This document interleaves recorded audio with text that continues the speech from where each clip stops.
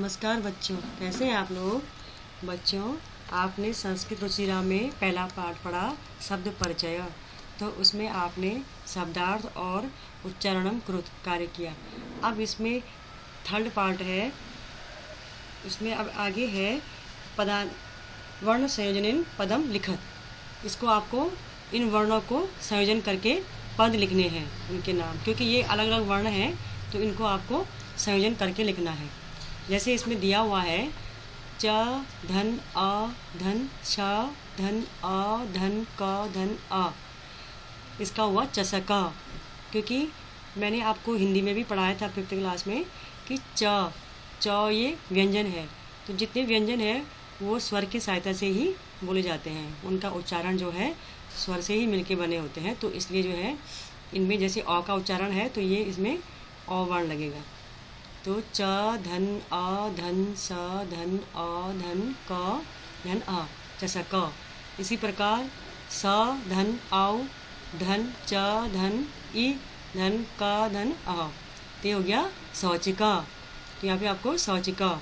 इसी प्रकार स धन उ धन न धन अ धन क धन औ, तो फिर सुनक। ठीक है। ध धन आ धन व धन औ धन त धन अ, तो हो गया धावत। ठीक है। तो इसी प्रकार से व धन री धन द धन ध धन आ, तो क्या हो गया वृद्धा। तो यहाँ पे आप वृद्धा।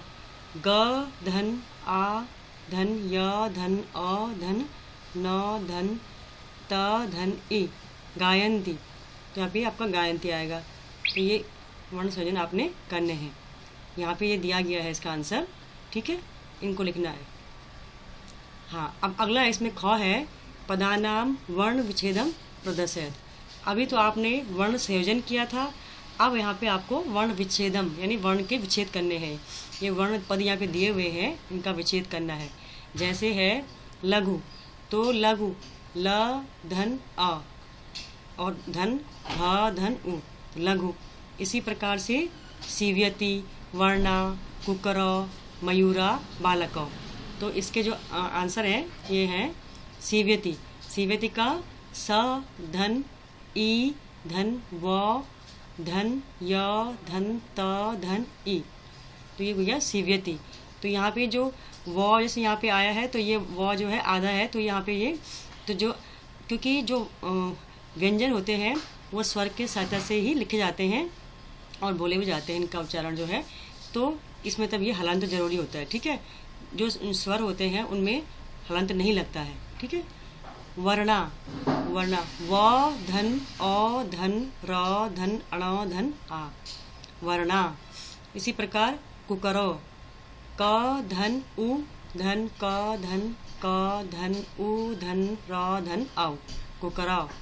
ठीक है।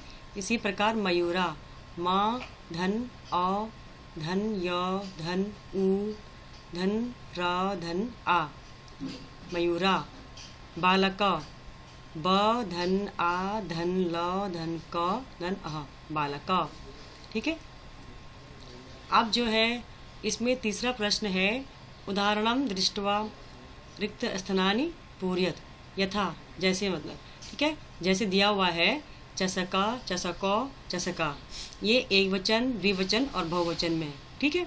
तो इसी प्रकार से यहाँ पे आगे है बलिवर्दा बलिवर्दो बलिवर्दा। इसी प्रकार सुनका सुनको सुनका। इसी प्रकार मृगा मृगो मृगा, शौचिका शौचिको शौचिका।